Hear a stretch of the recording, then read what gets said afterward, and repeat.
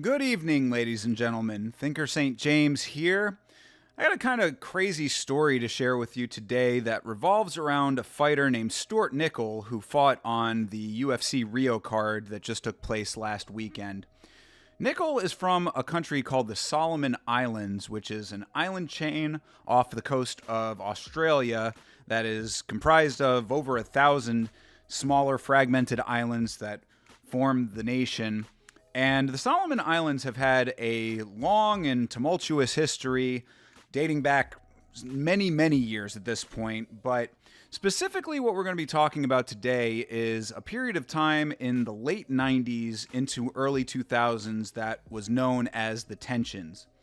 The island chain, as I said, has a long history of political unrest. It was a British protectorate for a while. It gained independence in the 70s.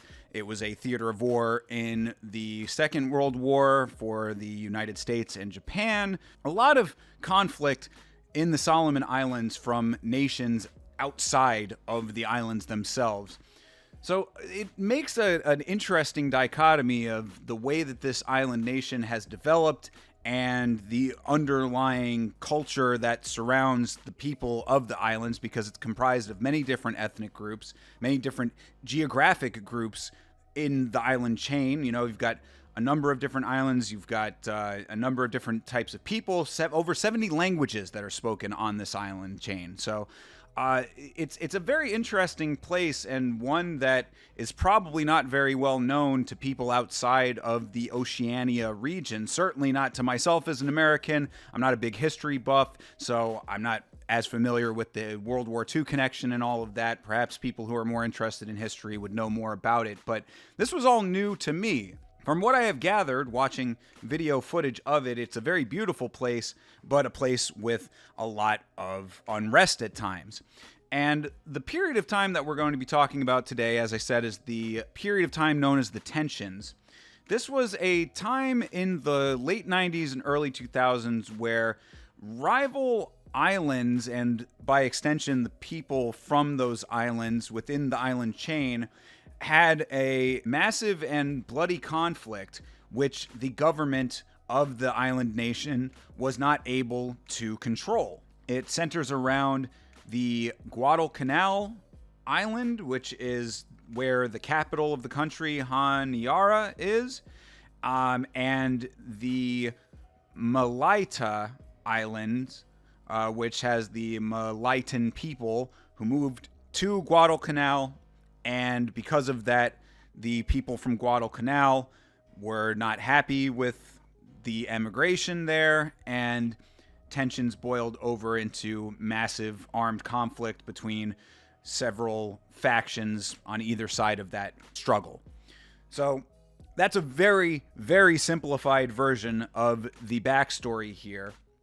But what you can see from some of this footage is that it's a very beautiful place, not necessarily the most economically enriched place on the planet. A lot of foreign aid goes into Guadalcanal and to the Solomon Islands in order for it to maintain and to be a modernized country.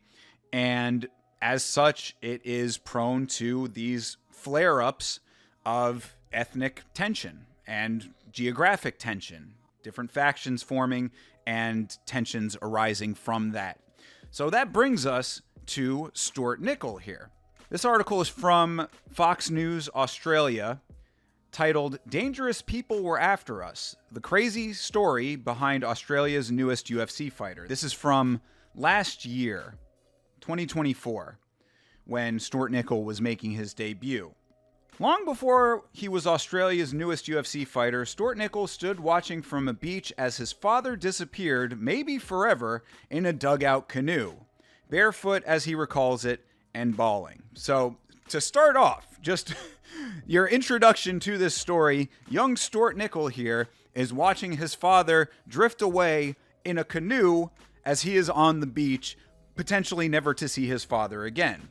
Even now, some 25 years on, Nicoll can still see the old man slowly moving away from that sliver of Solomon Islands beachfront, which, just quietly, was already playing the role of family hideout. because dangerous people, he says, were after us, chasing revenge. So you've got young Stewart Nicoll, who's watching his father drift away, and his family is already in hiding because dangerous people, quote unquote, are after his family, seeking revenge. Not a great situation for a young man. And there, of course, is Stewart Nicoll himself. Call it an image Nicoll, now 29 and on an undefeated tear stretching 6 years and 8 professional fights, will carry during his walk to the octagon at UFC 305 this Sunday.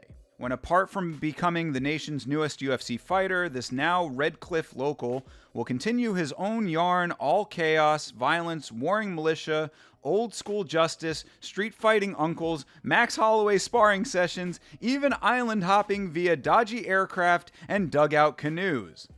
So, I mean, just that by itself, picture that. If you're watching this as a film in your mind, that's just a little montage of a whole bunch of crazy stuff. And of course, again, before his debut here, but still, you're seeing a lot of very explosive elements to this young man's life, then 29 years old, most of which Nicoll admits exists as something of a blur. Because my memory, grins the man set to make his hyped octagon debut against Mexican tough Jesus Aguilar, isn't that great. I forget things all the time. But that image of dad leaving, man, it seared into my brain as if it happened yesterday, yet in truth, the event occurred way back in 2000. So, what that would signal to me is that a lot of the formative years of this young man may have been repressed somewhat, considering the amount of turmoil that he had to witness and endure as a young person with a now broken, fractured family on the Solomon Islands, which were experiencing their own struggles and chaos. Nicoll was only 6 when that happened. There you go. This is all a 6-year-old's recollection of what we're talking about here.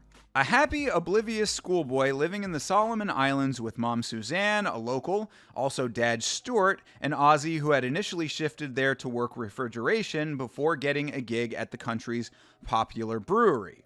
So, mom is a local to the island nation, dad comes over from Australia to work in refrigeration, gets a job at the nation's brewery. And there's a picture of young Stuart as a child. Asking the fighter about the country in which he was born and raised, he remembers only good times. As I said, probably a good amount of repression going on there. Maybe I was asleep for the other stuff, he laughs. Good. I mean, perhaps not. Maybe there's some deeper psychological issues with repressing that type of trauma, but in the short term, perhaps for the best.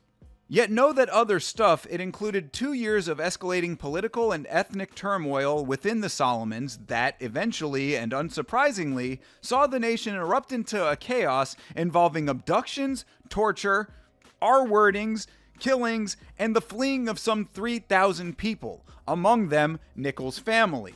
There were riots, houses being burned, the UFC flyweight recalls. At one point, they even released all the prisoners and armed them with guns. It was crazy and dangerous for us. Yeah, I would suspect that it was. The tensions going on around his family saw the prisons of this island nation opening up and those prisoners being armed to fight for one of the ethnic groups within this conflict. So, yeah, some really crazy stuff there. Nicoll only remembering the good times again, probably for the best considering how crazy these things were. This is Nicoll continuing. During all the chaos, there were apparently people after our family seeking revenge or something. At the time I was only 6, oblivious to it all. But in the years since, I've learned that someone from my wider family had apparently done something, so then our family had to suffer as a consequence. It was ritual stuff, an eye for an eye. What does that mean? What does that entail? Now, for a further context here, my good buddy Diggy Dave has said that apparently the Solomon Islands are such a wide and diversified island nation with so many different locations with inhabited island portions that there might even still be cannibalism taking place in the Solomon Islands. I don't know that to be true. In fact, let's look that up real quick just to see. Just as an exercise here. Is there still cannibalism in the Solomon Islands. According to Google, there is not actual cannibalism happening currently in the Solomon Islands. However, there is a Wikipedia article about cannibalism in Oceania, where the Solomon Islands are located. Cannibalism in Oceania is well documented for many parts of this region, with reports ranging from the early modern period to, in a few cases, the 21st century. Are you seeing the craziness here? It was also practiced in New Guinea and in parts of the Solomon Islands. According to some reports, cannibalism was still practiced in Papua New Guinea around 2012 for cultural reasons. So, this is only the things that are being reported. Who knows what the reality is in places where maybe technology is not very advanced and the reach of modern society has not extended. I say all of that to say that when we are reading about Stewart Nicoll and he's talking about ritual stuff, it's hard to get a firm grasp on exactly what that means, but apparently someone in his family had done something to someone and retribution was on these people's minds. Eye for an eye style. It was all getting too dangerous on the mainland, so we fled, started island hopping.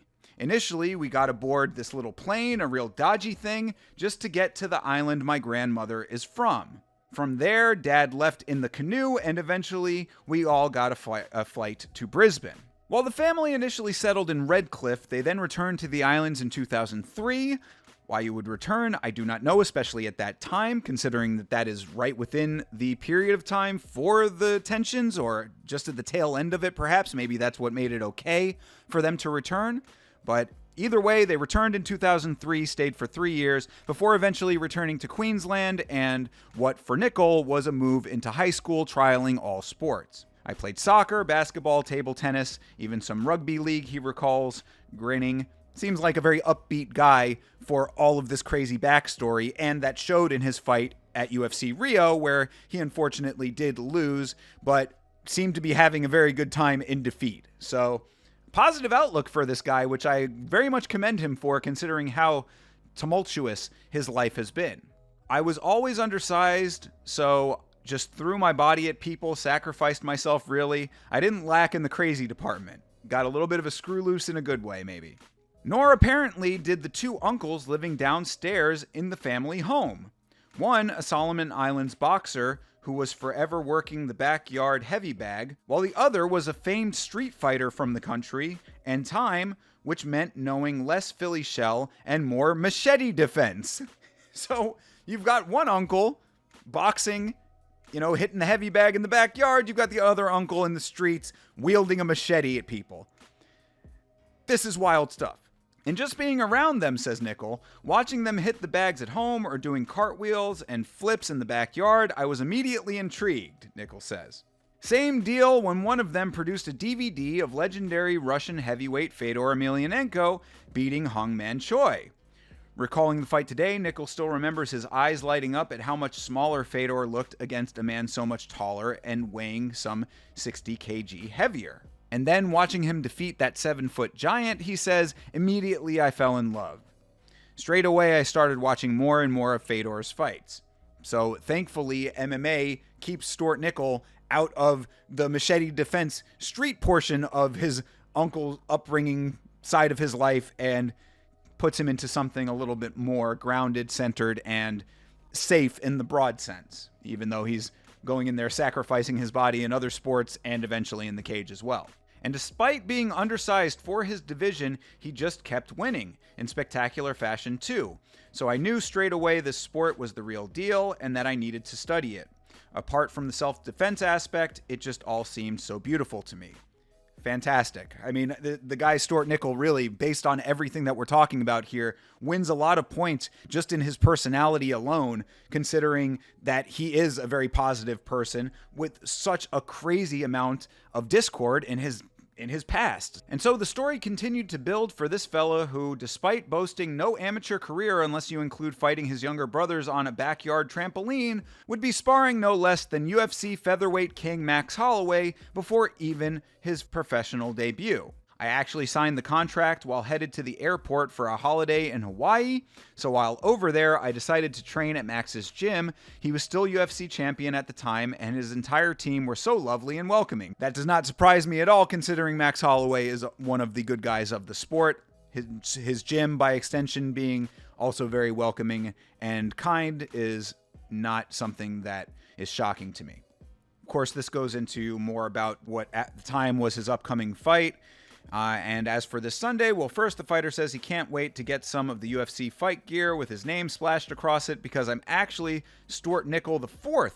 He says, a name stretching all the way back to his great-grandfather, so I want to give some of that gear to Dad. I mean, I guess Dad finally did come back from his sailing off on the dugout canoe. And what a good dude he is, Stewart Nicoll, this Stewart Nicoll, for welcoming his father back into his life, if that is the case, after his father essentially abandoned him at 6 years old. And inside the cage, I really think my style is going to prove a problem for people, Nicoll says, of his hyped UFC debut. There's not many guys, maybe a handful, who can really grapple and dominate on the ground, TKO guys on the ground. Obviously, I have to go earn my stripes, get a feel for the bright lights, but I play a different game to most, and I think that can be a problem for anyone in the division. So that is the story there. Unfortunately for Nicoll, he did not win his fight with Jesus Aguilar and also did not win his fight with Lucas Roca. There may be some jeopardy of him losing his UFC contract should he not get a win in his next fight if he is booked again. He is only 8-2, so there is potential for him to get better, perhaps improve his game, and stick around in the flyweight division. He did seem like a somewhat slower flyweight than what you really need to be at flyweight. We talked about this on the last week's Fights podcast, myself and Chase Parton.